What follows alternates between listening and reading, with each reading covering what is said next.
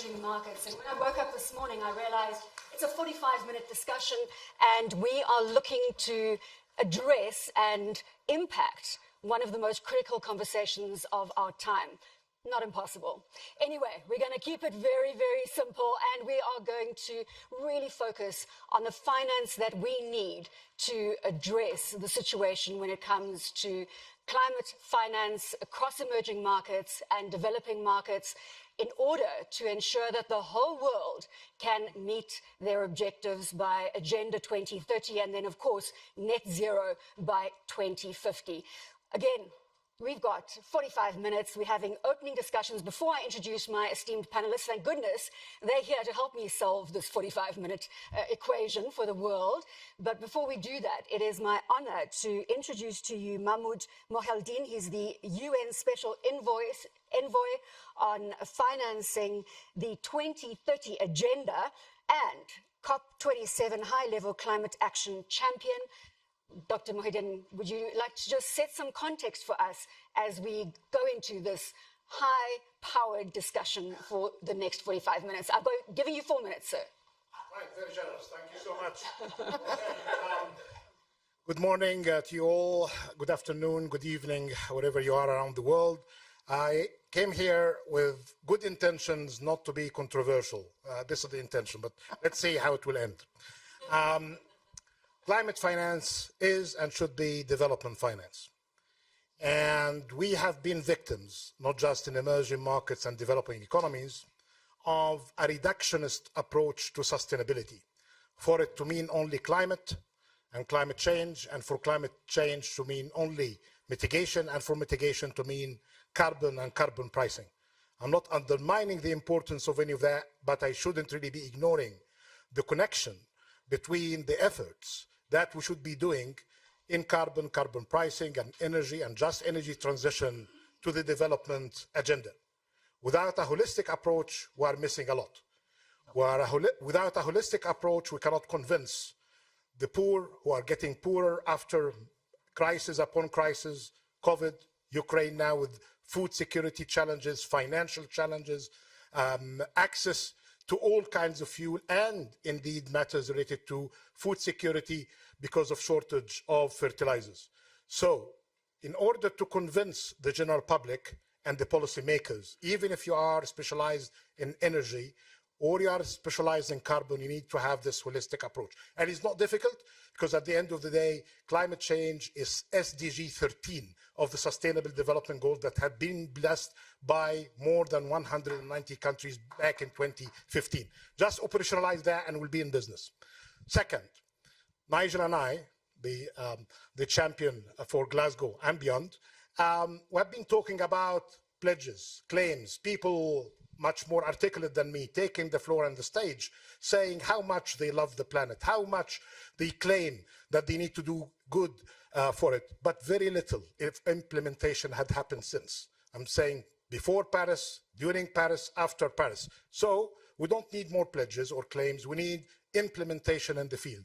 Show us the money, show us the knowledge, and we can, in developing economies and emerging markets, we can provide pipeline of projects and the business environment that can support the projects. And we're not discovering new things.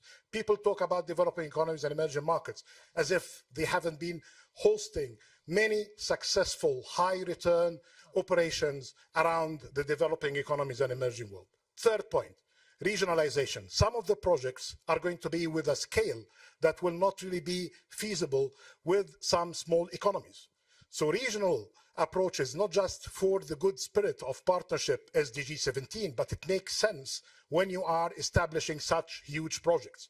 So here, five round tables, 5 fora are going to be established in partnership with the UN system, with the regional economic commissions, with GFANs, those who have the 130 trillion plus, and those who have the project pipeline that could really be subject to good matchmaking. Localization. This is new in the business of COPs. For the first time ever, and of course I'm having Ms. Spinoza with us, this is the first time, this will make you happy, I hope, happier. That bottom-up approach, we're going to be running a competition in Egypt, starting with villages, townships, and cities and districts to select the best fitting companies who can establish themselves as green and smart at the same time. That will be bringing great deal of awareness to everyone. It's not going to be just for the elite and the experts who will be in Sharm el-Sheikh, but for everybody. Final point, finance. We have an issue with finance. 100 billion, good luck with that. We need that to be multiplied by a factor of 5 or 10, but that will not be sufficient. Private sector leverage by this kind of finance is going to be the solution. Meanwhile, it is, I would say, criminal to ask countries to buy their energy with high commercial debts and returns. I'm glad, Dr. Hardon, you are now on the finance side. I'm going to give you 10 seconds. I said I was going to be strict with time. So the solutions is going to be either grants or concessional loans or investment that will bring know-how and knowledge with them. Opportunities are there, partnerships could be established, and there are many good models in the field that we can build on them. Thank you so much. Thank you so much, sir. Right. And now let me introduce to you my esteemed panel. I've got Patricia Espinosa. She is the Executive Secretary of the UN Framework Convention for Climate Change. We have Paddy Padmanathan, who's Vice Chairman and Chief Executive Officer of Aqua Power. We have Minister Mameloko Kubai, who is Minister of Human Settlements, South Africa, and Arifin Tasrif, who's Minister of Energy and Mineral Resources in Indonesia. Thank you very much. Now, we've got a very big agenda to fulfill. And Patricia, let's start with you. I mean, this has been your life for many, many years. I go back to May 2016. You took on this position as Executive Secretary. How are you feeling as we are 8 years away from 2030 and we have deficits all over the place, especially in the financing arena? Well, definitely we are still lagging behind. Climate change is outpacing us in a way that we didn't even imagine just a few years ago. And finance is no doubt one of the key issues that can and should be put on the table in order to make the difference. I say very frequently that this generation, the generation of decision makers now, have the rare opportunity to change the course of the history of humanity. And this is a very, very important moment because it's changing the history towards a resilient, a world where everybody can thrive and have opportunities, or a world where we will see much more destruction, loss of lives, loss of livelihoods, more poverty. Mahmoud was talking about the SDGs, and yes, climate change is one of the SDGs, but at the same time, climate change is related to almost all of the SDGs. So there's no doubt that climate change is at the center of development. And so it has to be included when we try to define policies on transportation, on agriculture production, on, in general, land use. Patricia, you made a comment. I've been watching many of your engagements in public forums, and you made a comment that there is a lot happening. So when we sit here and we have these discussions and we think it is just talk, actually no, there's a lot happening behind the scenes. Perhaps just a quick statement on that before I bring Paddy. Yes, there is a lot happening, and I think there are very just amazing examples of human ingenuity and capacity to improve the situation. And even I would say there are some solutions that don't even require a lot of resources. But the truth is that we need to scale up and accelerate the deployment of those technologies, especially in energy, in the transition towards new and renewable energy. but in all of the fields. So the key, obviously, is the climate transition in emerging markets. Now, I would say that we can't have that conversation in isolation. In fact, we should have all of the presidents of the developed world in this room in terms of closing the financing gap. Paddy, I come to you. We're looking at $150 billion going into emerging markets on an annual basis right now. Ladies and gentlemen, we need $1 trillion on an annual basis to close the financing gap. Paddy, to you. Thank you. So that 1 trillion is there. It can be accessed. And let me start off by what you pointed out. A lot is happening.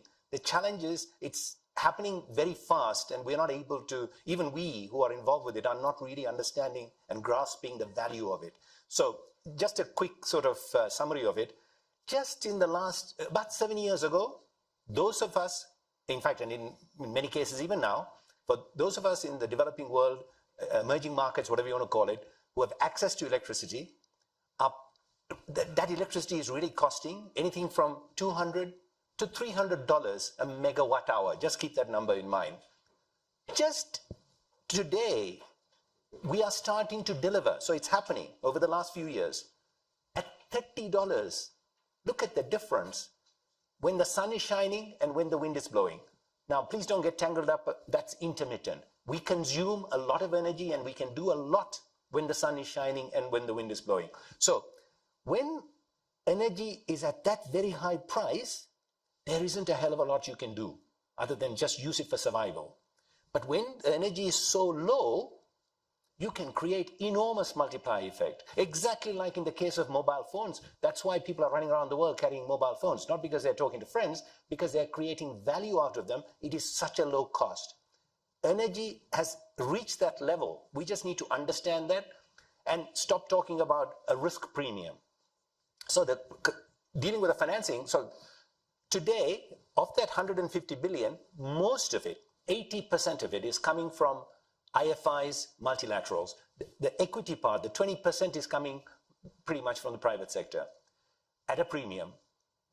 We know, we accept that the cost of money going into a developing world is 6 times the cost of money that is used in the developed world. But it is the IFIs who are charging that 6 times because it is them who are providing bulk of the debt. So step one, the IFI, the multilaterals, need to bring that cost down and accept that they're in the development business. So, Paddy, I'm going to pick up there because I think it's not just the risk premium of emerging markets. It is a risk premium that the world is facing. It doesn't matter if Europe goes into their own deals, new energy deals. If they do not address emerging markets, nothing is going to have traction in terms of climate change. That is the reality. Minister Gubai, let's bring you in here. You've seen firsthand right now, KwaZulu-Natal is a province in South Africa at the moment being devastated by floods. In fact, just this weekend, we've had the next round. Climate change is with us, and it is impacting everybody across the board. Minister Kubai, time is over now for frameworks. We've got all the frameworks. Fantastic, from the likes of Patricia and Dr. Muhaldin, etc. How do we change the game and get the developed world to believe that this is our joint problem? No, definitely. I think the first issue is both, I think the panelists as well spoke about the need to understand that as we do just transition, it has to be inclusive. It has to bring everybody on board. If we are to talk about the financing, be clear upfront. I mean, the financing for COP26, very excited about it, but now we're doing a lot of work instead of starting to implement, understanding the conditions that follows, which derails the whole implementation of it. I think that's what Perry's saying. If it's upfront clear to say this is what we are getting, this is the condition of it, then there's not much work that needs to be done, then we can move into the implementation. All emerging markets, many of the countries have done quantification. I mean, those who are here interested, I've got my DBSA, which is Development Bank of South Africa, who are here, released a book, quantified how much we need. So we're clear on what we need to do and how much we need. Therefore, it's very easy. It's not an issue that's what you're saying. It's not an issue that we're still wanting to understand. Yeah. We know what needs to be done, and we've got to do it. We know how much we need and where we need to put the resources. And therefore, the talk shop has to end and we have to get into action. But it has to be collaborative efforts. Both public, private, and civil society has to come on board so that all of us can ensure that we do not see the devastating that we are seeing. I mean, we get to bear the brunt as emerging markets, as you say. We have a beautiful city that is currently being ravaged by the floods and many people being displaced. We bearing the brunt of climate change as South Africa. So public-private partnership, but also, and I'm going to drum this over and over again, partnership between the developed and the emerging world. We are in this together. Minister Tasrif, from Indonesia's perspective, you have set very stringent objectives in meeting Agenda 2030. Perhaps you can give us an indication of the traction that you're having there, sir. Well, we have quite a tight schedule in order to reduce our emission in the country. Our target is to reduce 400 million tons by 2030. We do prepare such kind of plan of action, how we are going to do that. So it needs such kind of big support again, like it was mentioned before. We need support of technology, we need also support of competitive finance. Yeah. We prepare our roadmap up to 2060, where our target is to reduce the emission by 1.5 gigatons of equivalent. And again, to reach that, the money that will be required to support us is more than $1 trillion US. We have a huge source of renewable clean energy in the country. We need to build such kind of infrastructure in order to utilize them, to send from the source to the market. We want to make our industry green. Yeah, we want to make a big participation on emission reduction in the world. So we would like to collaborate with all parties which having the technology, which having the access of finance, to work together with us to achieve the goal by 2060 or even faster than that. Minister Tasrif, you have the G20 presidential delegation arriving in Indonesia in October, and then, of course, they go to India in 2023. Come October, what are you asking the G20? Well, in our G20 member itself, we have to finalize the target of every countries when they are going to reach the year of net zero emission.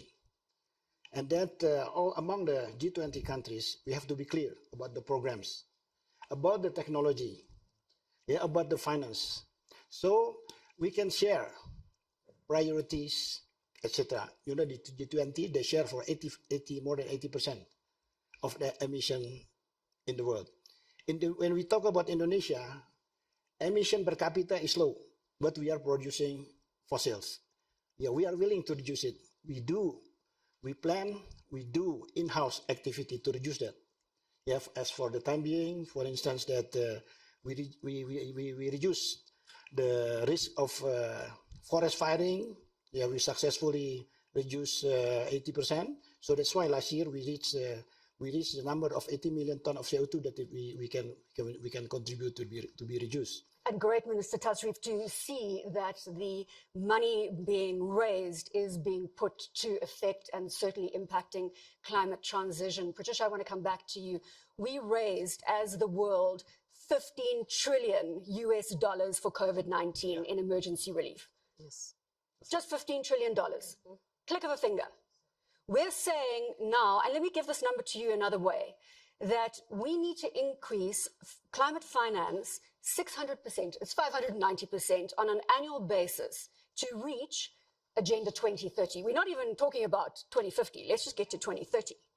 So again, I come back to climate finance, and if you were able to make one decision right now, would it perhaps be to punish those that don't behave and to reward those that do? Because I can only see that as the solution here. Well, you know, the multilateral system is about cooperation. It's about really getting... No punishment. No punishment. It's about getting on the boat for the well-being of all, and understanding that the well-being of one part of the puzzle is really the well-being of all of them. So I think what we really need to have as the ground value is cooperation and solidarity, and in our own individual interest. And I think that is what needs to be understood before that we go away from the idea that supporting this transition, if we talk about energy, for example, supporting the transition means helping others. No. Supporting the transition means we are investing in our own well-being. We are investing in a better future for all. Now, having said that, yes, definitely, finance is I would say, the critical factor. It's not the only factor, it's true. And by the way, let me just mention, in many developing countries, capacity building is also one of the very critical issues. But finance is certainly a critical point. And the finance is needed for that capacity building. Correct. And you are mentioning, yes, because of COVID, all this money was raised that went mainly to the bigger and the richer countries.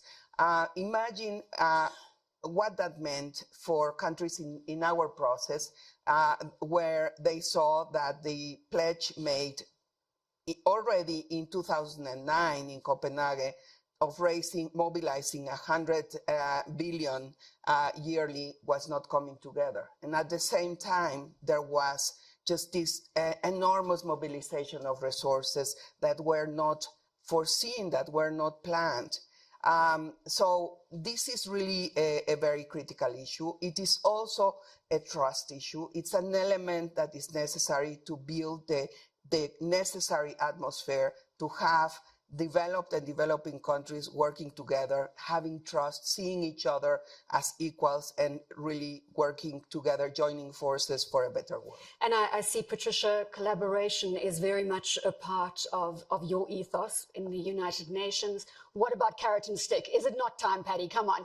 I mean, this is my 10th year in Davos, having these discussions for a decade now, and we're still at the same point. It's a different world today. That's the reason, right? I'm much, much more optimistic because, as I said to you, at $35, we have really now brought the risk levels down. So I think, to be very fair, we need the private sector and the multilaterals to understand that the risk is very, very low now, default risk and so on. So you shouldn't be charging so much for the money. We should be pushing I'm private sector. We should be pushing the private sector to put more money at risk than just that 20% equity, so that it can get blended with that lower cost of financing from the multilaterals. But also, let's not forget, the governments also need to, we can't just waltz into a country and start implementing projects. We need, these are big capital intensive investments that we recover over a very long period of time. So what is it that we need? We need TLC, not tender love and care, but transparency, longevity, and certainty of policy. Okay, we need clear policy signal, and the government's giving that signal and maintaining that signal. And we need to make sure that the policymakers are aligned with regulators.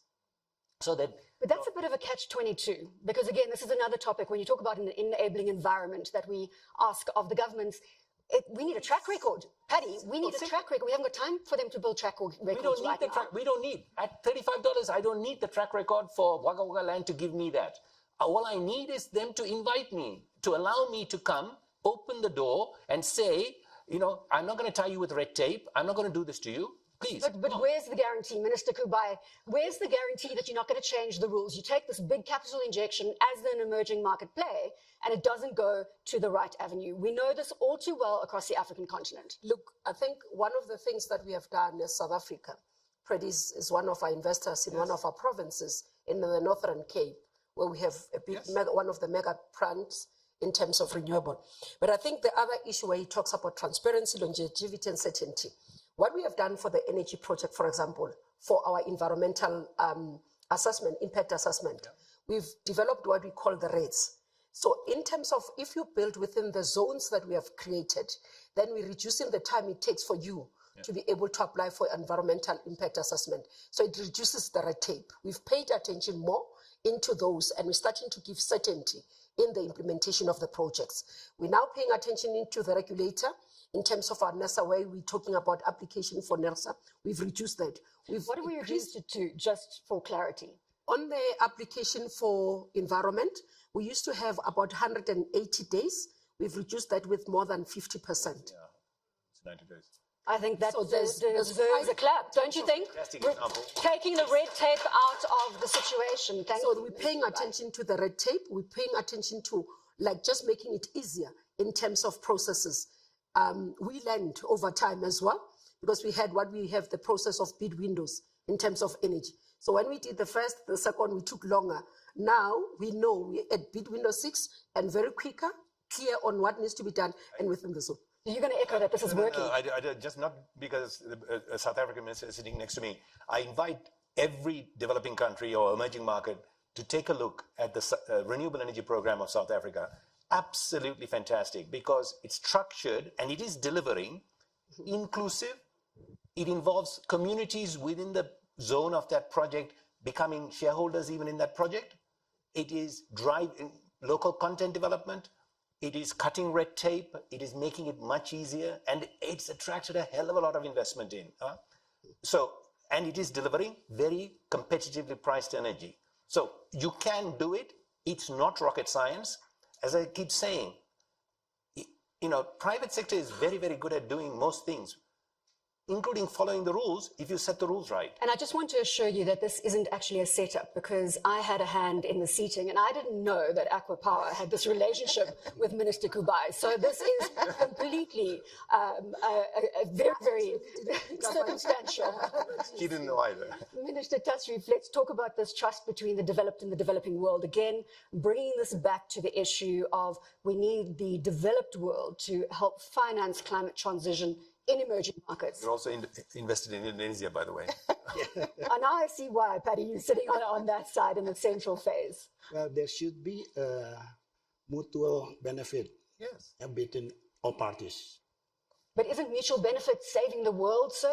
I will say so. Yeah, at least majority of it. Yeah.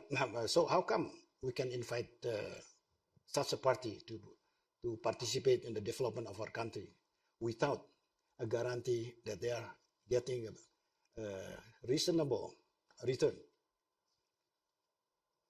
It is about there is a need and demand. They should be matched together. Patricia, we are racing towards COP27. As I've already alluded to, G20 presidential delegation in Indonesia in October. COP27 will be a pivotal moment for us as the world. And I think here we've got to go back to 2.5 years ago when the COVID pandemic hit us. We have been given the opportunity to reset, recharge, and change the way that we do things. Remember those pictures of not one single person in New York, not one single person in London, not one single person in Kenya, in Johannesburg. This is unprecedented. And it means we have to do something different.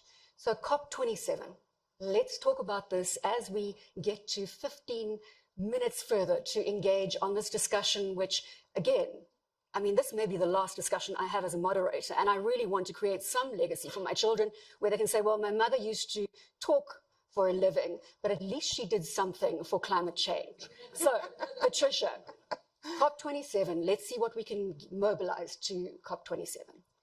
Look, COP27, as you very rightly say, is a pivotal moment. Why? Because in Glasgow, we managed to finalize all the rules for the implementation of the Paris Agreement. So in many ways, we have left behind the negotiation phase, and we are starting now the implementation phase. Now, we are going to be meeting in Sharm el-Sheikh in a very complicated global environment.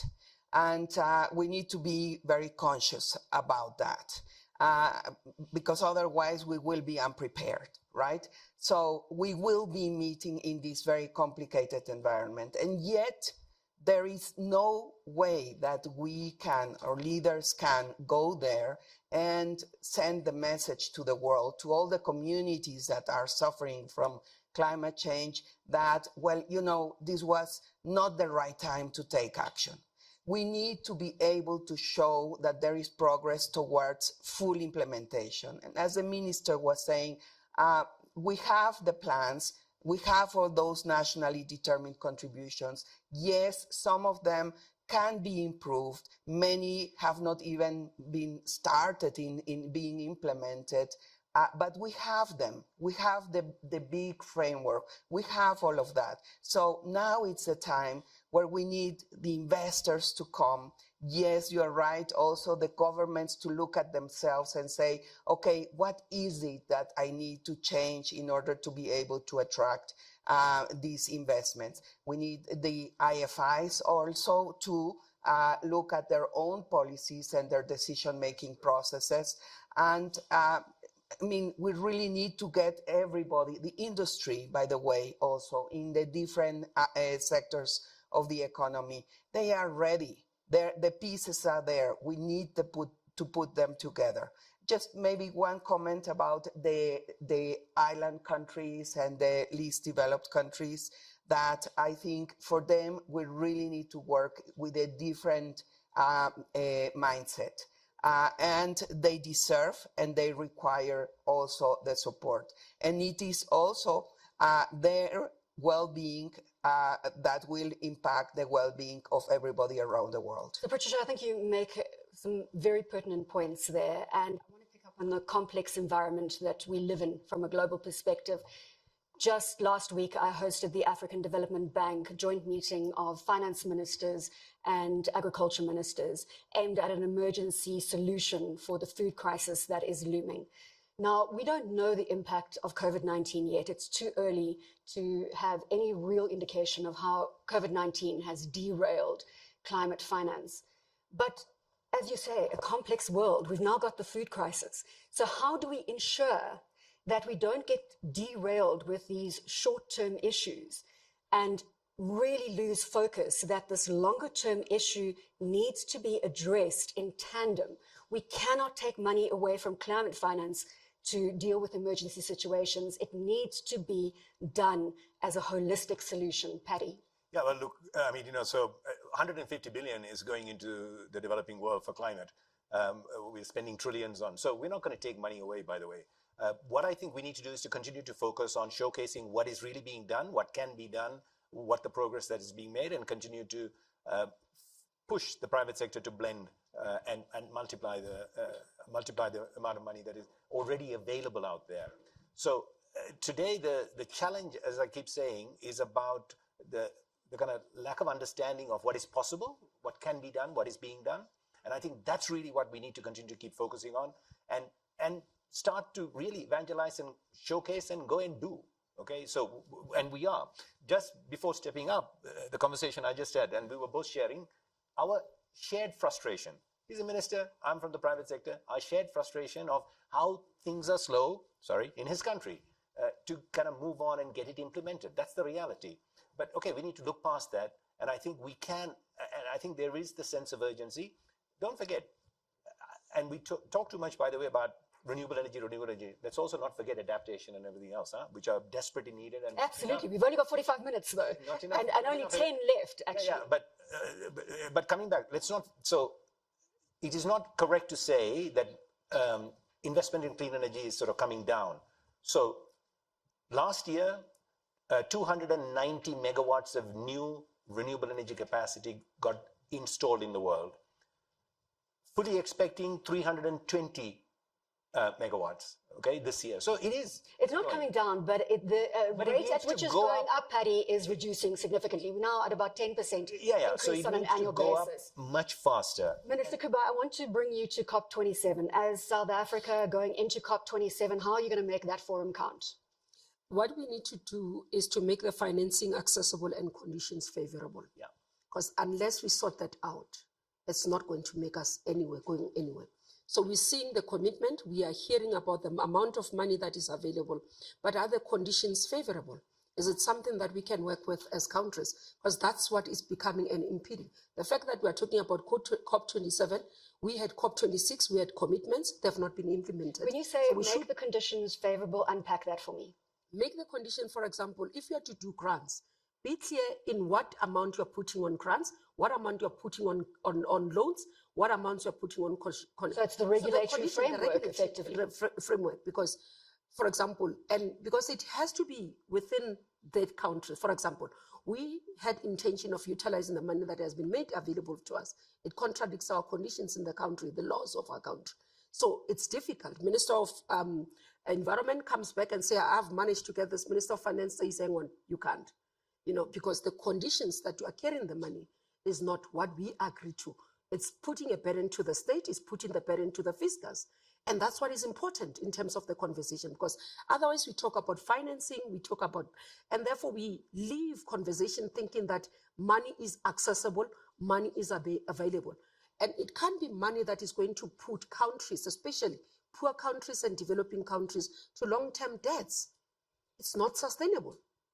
Minister Tasrif, if we look at your portfolio as Minister of Resources and Energy in Indonesia, and you've got to balance that with the Minister of Agriculture in Indonesia, who now is facing this looming food crisis, how do you ensure that the spend remains equitable, that you keep focusing on climate finance, on energy, on renewables, as well as provide for emergency situations like the looming food crisis? Well, of course, we should, first of all, I would like to make it clear up again. We are not frustrating. We both have to proceed with this. Yes, yes, you are my partner, and then we work together. We will support all the things to achieve the goal. Yeah. Glad we could have that bilateral meeting right here. Okay. Well, as Indonesia itself, that well, recently we have excess capacity of energy. Yeah, this is the thing that we have to overcome.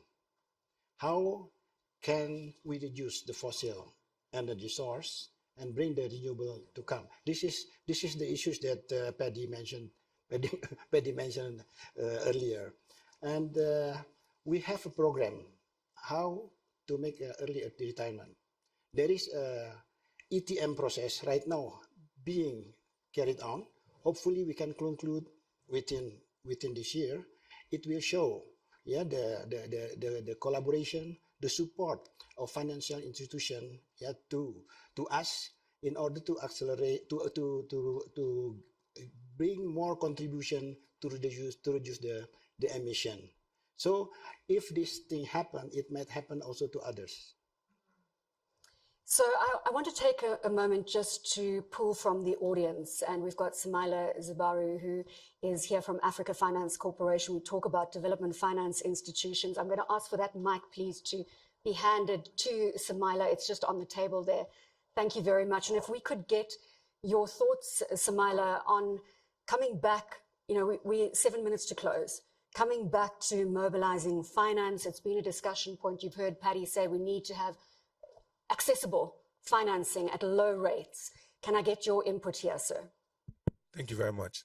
I think I would like to take us back to this real situation in Africa, you know, because we have the real transition for us in Africa is really how to get more energy.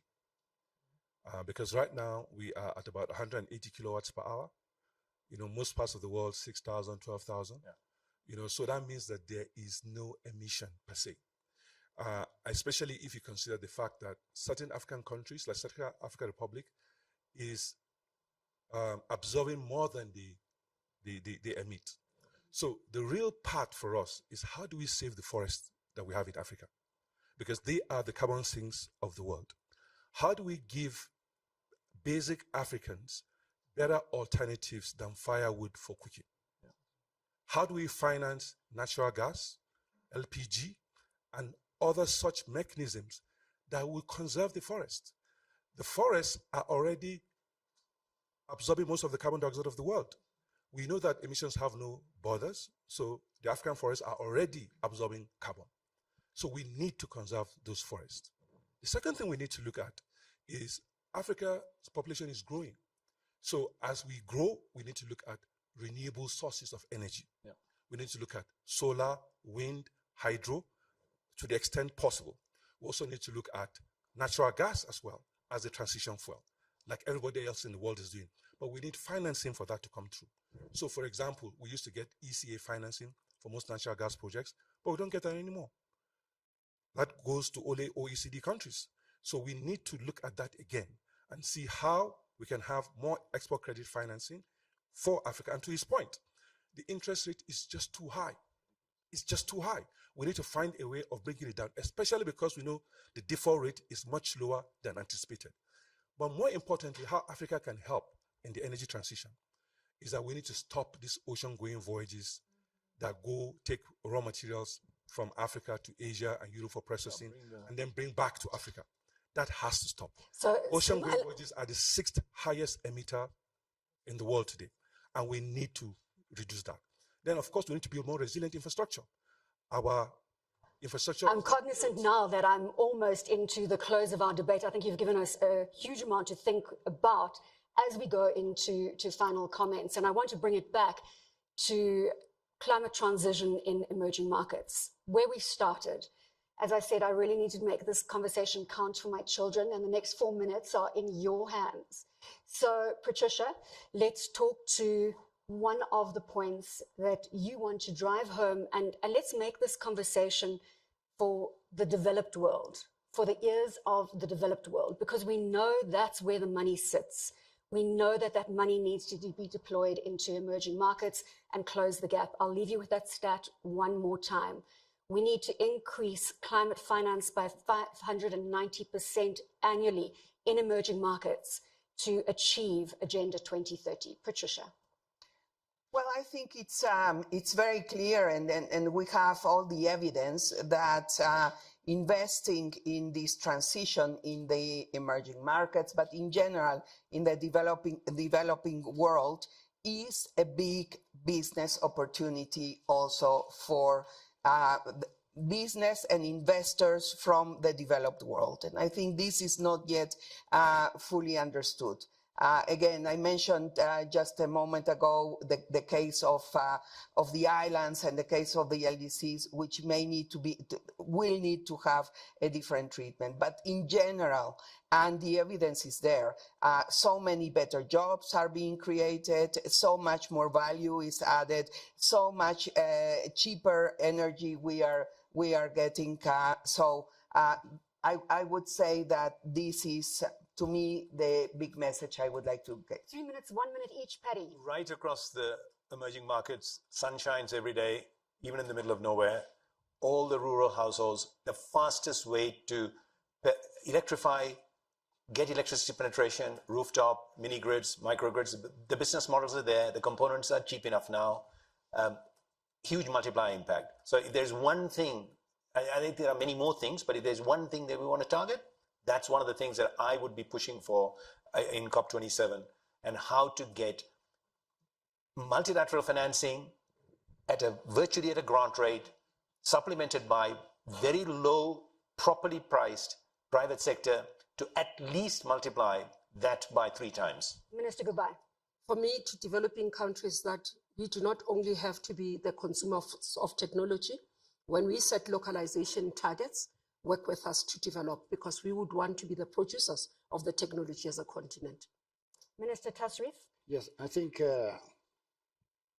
every party in the emerging countries, they have to utilize what effort they have in the energy, and inform them how to use the clean energy. And then the government can be support while waiting the support from outside. So let's see what is the capability inside, and then try to develop the understanding. You have to educate the people how to use the clean energy for their home. Thank you very much, Minister Tasrif. Well, we have 1 minute to go. And this morning, when I was waiting for the shuttle for the Congress Center, I saw these 2 little girls. They must have been all of 7 years old, standing at the road crossing, the zebra crossing. They were holding hands and they were smiling. And I thought, you know what, that's the right place to end this discussion. Let's make it personal, because let's use those two little girls that I saw this morning with smiles on their faces, skipping and hopping across the zebra crossing when the cars let them go through. Let's use them as representatives of all the children in the world. And let's mobilize the finance that we need as a starting point to close that gap. Let's get the developed world to work together with the emerging world to create a safer, sustainable world for all of our children and their children and their children. Thank you so much to my esteemed panel, and thank you very much to our audience today. Thank you.